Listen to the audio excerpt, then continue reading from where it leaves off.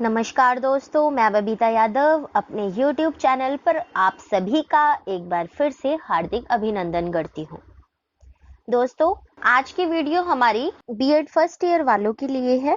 बाकी ये topic CTET के एग्जाम के लिए भी बहुत ही इम्पोर्टेंट है। पिछली वीडियो में मैंने आप सभी को मैकाले के विवरण पत्र के बारे में बताया और आज उसी श्रृंखला को आगे बढ़ाते हुए मैं आप सभी के समक्ष लेकर आई हूँ वुड का घोषणा पत्र। तो दोस्तों, आज की क्लास में हम पढ़ने वाले हैं वुड का घोषणा पत्र, जो कि बहुत ही इंपॉर्टेंट टॉपिक है। लॉन्ग क्वेश्चन, शॉर्ट क्वेश्चन हमेशा इससे आता ही आता है। चलिए शुरू करते हैं। ज्यादा समय ना लेते हुए मैं आप सभी को सीधा टॉपिक पे लेकर चलती हूँ। तो आज का हमारा टॉपिक है वुड का घोषणा पत्र। दोस्तों, मैकाले के बारे में मैं आपको रिवाइज करा दूं कि मैकाले जब भारत में आए तो प्राच्य पाश्चात्य विवाद चल रहा था। जब वो 1834 में आए तो उनके आगे 3 मुद्दों को रखा गया। 1 लाख किस प्रकार से शिक्षा पर खर्च किए जाएं, साहित्य शब्द की व्याख्या क्या होगी, वगैरह वगैरह। तो जब आपने मैकाले के बारे में पढ़ा होगा और अगर आपने नहीं पढ़ा है तो आप उसको प्लेलिस्ट में जाके पढ़ सकते हैं कि मैकाले ने किस प्रकार शिक्षा के संदर्भ में अपने सुझाव दिए, अपना विवरण पत्र प्रस्तुत किया। परंतु जो भी विवरण मैकाले ने उस समय प्रस्तुत किया वह केवल अंग्रेजी का ही पक्षपाती रहा, कंपनी का पक्षपाती रहा, उनके शासन का पक्षपाती रहा। अब स्थिति ऐसी हो गई कि कंपनी को लगा कि अब हम हिंदी की या भारतवासियों की, उनकी संस्कृति की, उनकी शिक्षा प्रणाली की, उनकी भावनाओं की अवहेलना नहीं कर सकते। तो इसीलिए 1853 में आया वुड का घोषणा पत्र। तो चलिए वुड के घोषणा पत्र के बारे में आपको बताती हूँ। 1853 ईस्वी में ब्रिटिश सरकार यह अनुभव करने लगी थी कि भारतीय शिक्षा की ओर अवहेलना नहीं की जा सकती।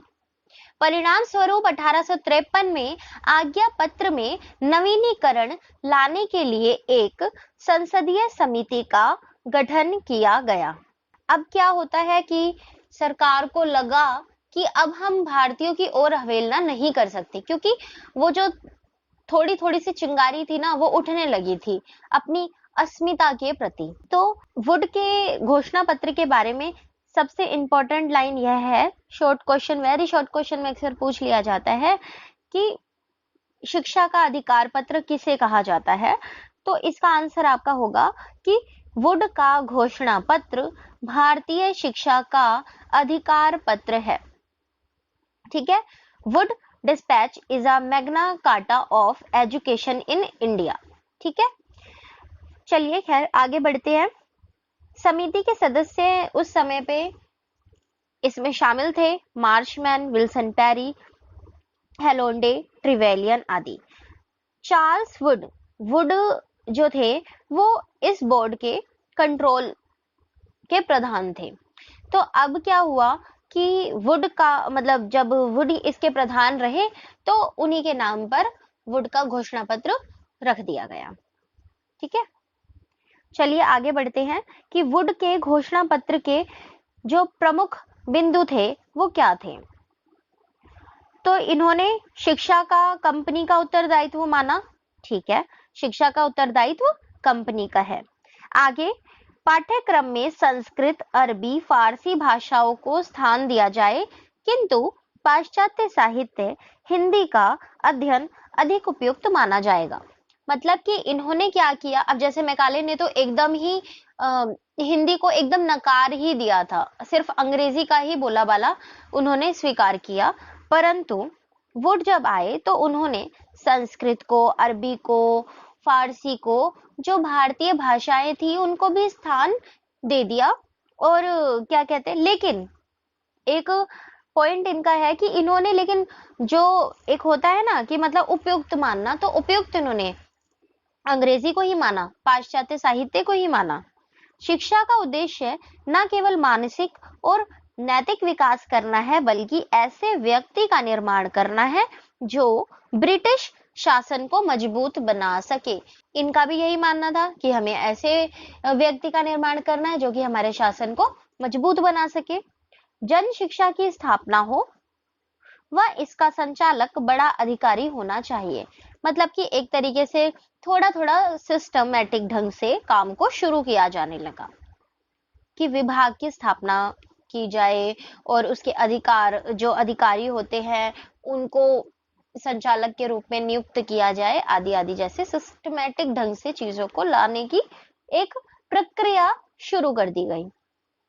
अंग्रेजी व भारतीय दोनों भाषाओं को शिक्षा का माध्यम स्वीकार किया जाना चाहिए। अब इन्होंने कहा कि अंग्रेजी और भारतीय ये दोनों की दोनों ही शिक्षा का माध्यम बन सकती हैं। विश्वविद्यालयों की स्थापना कोलकाता, मुंबई, मद्रास जैसे स्थानों पर की जाए। मतलब कि इन्होंने विश्वविद्यालय की स्थापना की मांग की। विश्वविद्यालयों का जो आदर्श था उन्होंने लंदन विश्वविद्यालय को माना। प्रत्येक विश्वविद्यालय के संचालन हेतु कुलपति, उपकुलपति मनोनीत सदस्य हो। इन्होंने कुछ कुछ चीजें प्रक्रिया के अंदर लेकर आए। आगे कहते हैं कि क्रमबद्ध विद्यालयों की स्थापना। इन्होंने क्रमबद्ध विद्यालयों की स्थापना की शुरुआत की भारत में। पहले प्राथमिक शिक्षा, फिर मिडिल स्कूल, हाई स्कूल और फिर कॉलेज। तो क्रमबद्ध विद्यालयों की स्थापना हुई और फिर इन्होंने निस्यंदन सिद्धांत का विरोध किया तथा जनसाधारण की शिक्षा पर भी जोर दिया। अब आप मैकाले देखेंगे तो मैंने आपको वहां पर बताया है, आप उस वीडियो को जरूर देखें इससे कोरिलेट करने के लिए कि निस्यंदन सिद्धांत में आखिर क्या था। वहां पर जनसाधारण की शिक्षा की अवहेलना की गई थी, लेकिन इन्होंने जनसाधारण की शिक्षा पर भी जोर दिया। स्त्री शिक्षा पर जोर दिया, मुस्लिम शिक्षा पर जोर दिया, व्यावसायिक शिक्षा पर जोर दिया, प्रशिक्षण केंद्र खोले जाएं, ऐसी नीति का पालन करने के लिए कहा गया। इंग्लैंड की भांति अध्यापकों के प्रशिक्षण के लिए प्रत्येक प्रांत में प्रशिक्षण केंद्र की स्थापना की जाए। अब शिक्षक कोई भी नहीं बन सकता था, उनको एक ट्रेन टीचर होना अनिवार्य था। तो शिक्षकों की भी क्या की गई, प्रशिक्षण की व्यवस्था की गई। तो इतना प्रमुख बिंदु देखते देखते आप ये समझ गए होंगे कि ठीक है, वुड ने आकर कुछ कुछ चीजों को तो भारतीयों के पक्ष में रखा, लेकिन इनका जो मेन मकसद यही था कि कंपनी के शासन के लिए उपयुक्त से उपयुक्त व्यवस्था जो भी की जाए। भारतीयों को लॉलीपॉप पकड़ाने का काम कर दिया कि उन्होंने ये तो कह दिया कि मतलब आप अंग्रेजी के अलावा भारतीय अन्य भाषाएं भी पढ़ सकते हैं, लेकिन उन्होंने मेन पाश्चात्य साहित्य को ही माना। चलिए आगे देखते हैं वुड के घोषणा पत्र का मूल्यांकन। तो मैं आपको इसके गुण बताती हूँ कि अगर मूल्यांकन के बारे में बात आती है तो हमें गुण और दोष दोनों ही लिखने होते हैं। तो गुण के बारे में मैं आपको बताती हूँ कि इनका गुण यही था कि इन्होंने क्रमबद्ध विद्यालयों की स्थापना की, निस्यंदन सिद्धांत का इन्होंने विरोध किया, प्राथमिक से उच्च स्तर की शिक्षा की बात की गई, जनसाधारण की प्रत्येक वर्ग, जाति, लिंग के लिए शिक्षा की बात की गई, प्रशिक्षण केंद्र की स्थापना की गई, शिक्षा का उत्तरदायित्व सरकार को माना गया, भारतीय भाषाओं को भी मान्यता मिल गई। बेशक से कम थी, लेकिन एक शुरुआत हो चुकी थी। ठीक है, आगे दोष की बात करें तो स्वतंत्र शिक्षा का अंत हो गया। मतलब कि अब चीजें एक सिस्टमैटिक ढंग से होने लगी। तो जैसे गुरुकुल वगैरह हुआ करते थे, या ऐसे जो मतलब बिना किसी सिस्टम के पढ़ाया जाता था चीजों को, तो उसका अंत हो गया। तो स्वतंत्र शिक्षा नहीं थी, अब एक सिस्टमैटिक ढंग से चीजों को शुरू किया गया। मैकाले की तरह ही पाश्चात्य ज्ञान को श्रेष्ठ बताया। मैंने आपको पहले ही बताया कि इन्होंने श्रेष्ठ तो भाई पाश्चात्य को ही माना। भारतीय भाषाओं के साथ पक्षपातपूर्ण व्यवहार किया गया। मतलब कि इन्होंने भारतीय भाषाओं को, एक होता है ना कि जैसे आपने रूल में शामिल तो कर दिया, लेकिन आप उस चीज को अप्लाई नहीं कर रहे हो। तो सेम वही बात है कि ऑन पेपर तो भारतीय भाषाओं को दर्जा मिल गया, लेकिन अंततः जो पक्षपातपूर्ण व्यवहार ही इनका कायम रहा। जो शिक्षा अंग्रेजी शासन के लिए उपयोगी हो, केवल उसी को ही मान्यता दी। आप सभी को पता है कि अंग्रेजी शासन को ही ध्यान में रखते हुए इन्होंने शिक्षा की व्यवस्था की। तो जाहिर सी बात है कि उन्होंने शिक्षा के अंदर भी उन्हीं मूल्यों को समाहित किया जो कि अंग्रेजों के लिए बेहतर थी। तो चलिए, ये था हमारा वुड डिस्पैच। वुड के बारे में जितनी भी इंपॉर्टेंट इंफॉर्मेशन थी मैंने आपको इस वीडियो में दे दी है। आगे आप अगर इसको मैकाले से कोरिलेट करके अगर पढ़ते हैं तो आपके लिए बहुत ही ज्यादा सरल हो जाएगा इन टॉपिक्स को, इन बिंदुओं को समझने में। तो आशा करती हूँ आप सभी को यह वीडियो पसंद आई होगी। इस नोट्स की पीडीएफ को डाउनलोड करने के लिए हमारे टेलीग्राम चैनल को ज्वाइन करें।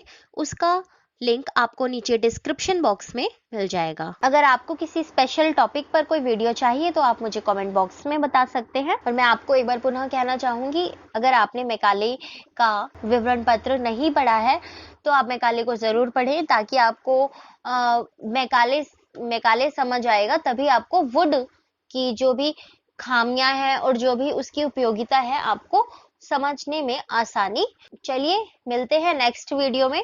आप सभी का बहुत बहुत धन्यवाद। आपने मेरे वीडियो को लाइक, शेयर, सब्सक्राइब नहीं किया है तो प्लीज करिए, शेयर कीजिए जितना ज्यादा हो सके। धन्यवाद।